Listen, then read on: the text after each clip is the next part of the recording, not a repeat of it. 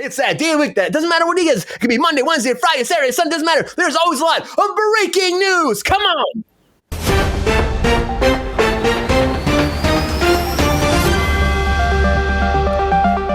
All right, everybody, buddy. So the very first thing I want to talk about is the biggest thing going around online today is TikTok. Because TikTok right now is, if you're TikTok investors, you're not too happy right now because the Senate, the House, and now the president passed a bill that's going to stop TikTok, will divert it, make it sell off a bunch of its assets so it breaks apart a little bit because they're worried about, of course, you probably heard about this news a lot of times, about public information of Americans getting over the Chinese. Has been a big thing. So they passed the bill, and now they have 9 months to divest all of TikTok. Will it happen? Now, of course, they came forward the whole statement saying we have our First Amendment, rights. We're going to go to court. We're going to fight this. We'll have to wait and see how it goes down. But again, 9 months, and will they make it happen, or will TikTok be going to the wayside?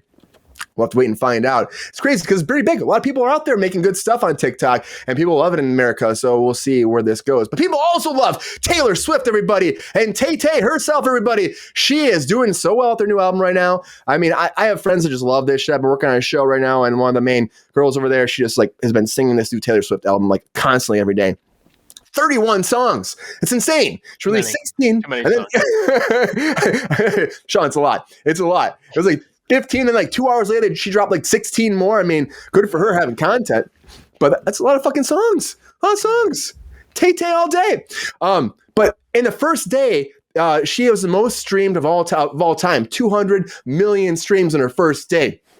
And it was recorded. She beat her own record, of course. Her last record held by Midnights in 1989, which of course was hers. And now she broke it again. So I guess Taylor Swift is running the game when it comes down to having the most streams over there on Spotify and on the interwebs. So good for Tay-Tay. She will just keep going forward, kicking ass, and people keep listening to it. But you know what? There's somebody else that's in the news right now that's having some legal troubles, and that's Megan Thee Stallion, everybody, because Megan Thee Stallion is being sued right now, being sued by her former cameraman. Now, he would follow her around, personal cameraman Emilio Garcia.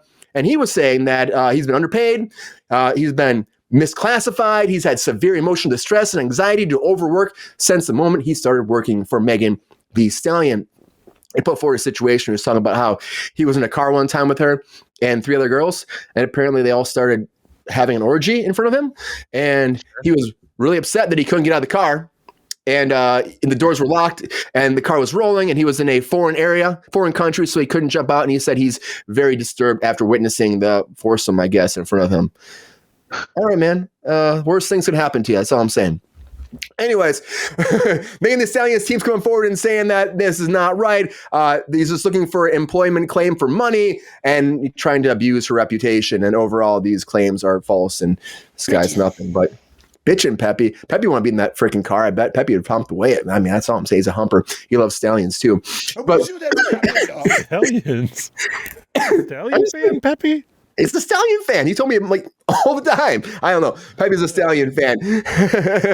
But, she got legal trouble, but somebody else that might have some legal trouble is Amazon right now, because Eddie Murphy's new project they were shooting, and they had a little issue, a little hiccup, where, some people were actually injured during a second unit shoot. And for me, I'm like, I can't even imagine what they were going through, because you think you're shooting, it's going to be fine, and it's supposed to be safe. It was a stunt situation went down, and unfortunately, a bunch of people were hurt. And they're saying they're going to be okay, they're saying right now, but they're not telling us any kind of details why this happened, how this happened. The production did not shut down. This just happened during a second unit thing, and they're still shooting and moving forward. Of course, where a second unit is, where they have a second camera group to shoot up some pickup shots. So hopefully they're okay, and we'll have to see if Amazon has any ramifications from this, because it is always scary to get hurt on set. You're supposed to be safe. That's all I'm saying.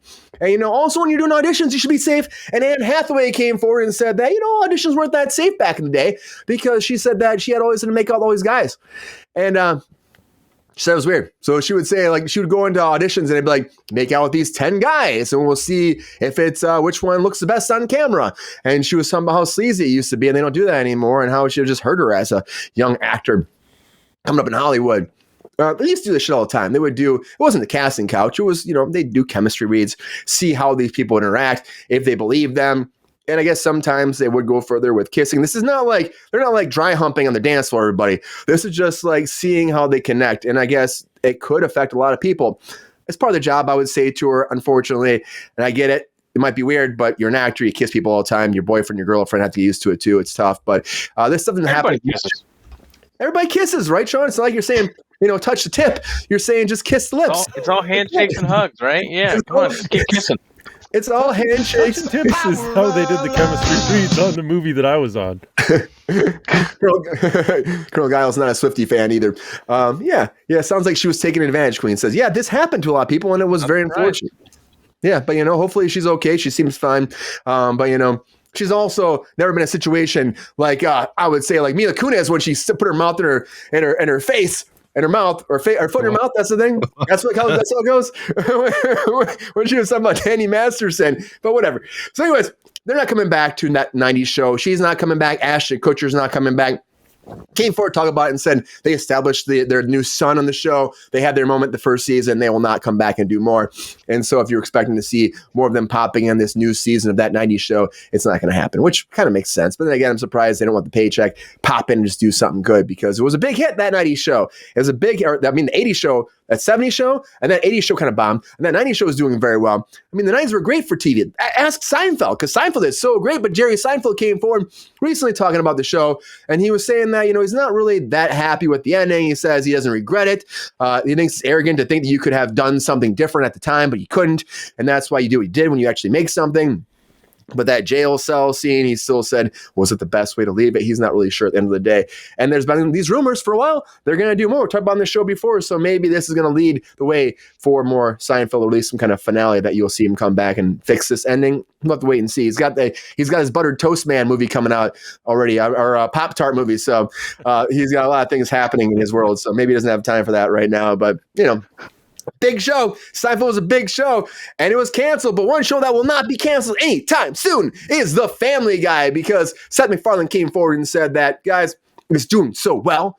And it's obviously one of those big things that people want to see it, that he has no plans in ending the show anytime soon. He's actually going to do two actual movies, made for TV movies for the movie too. Yeah, Pepe's going to love this shit.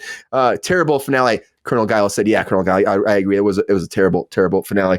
I know a lot of people said that too, but it was a great show. And honestly, that happens all the time. Happens. But Family Guy, won't worry about ending anytime soon because, again, Seth MacFarlane says not happen. At this point, I don't see a good reason to stop, so he will not stop the production anytime soon. He says people love it, so why are we going to stop it? And we're getting those specials, so ready for it.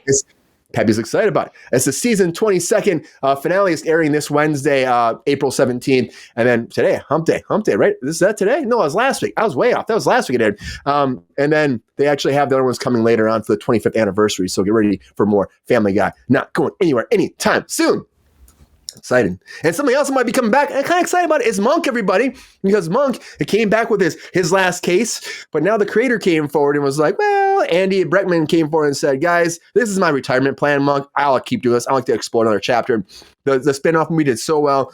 I mean, just think about this whole thing. Tony Shalhoub is fantastic playing this part. It was fun. It's a fun show. It was a big hit over there at USA. Now it's live on Peacock, and it's doing really well on the Cock, so people want to see more of it apparently. So I think we're going to get more of this. Get ready for it. And it was a huge show at the time, so why would you stop? I mean, you did like 9 seasons or something like that, so I guess they had to stop eventually, but if people want to see more, why not let them come back and solve some more cases, Monk? Solve some more cases.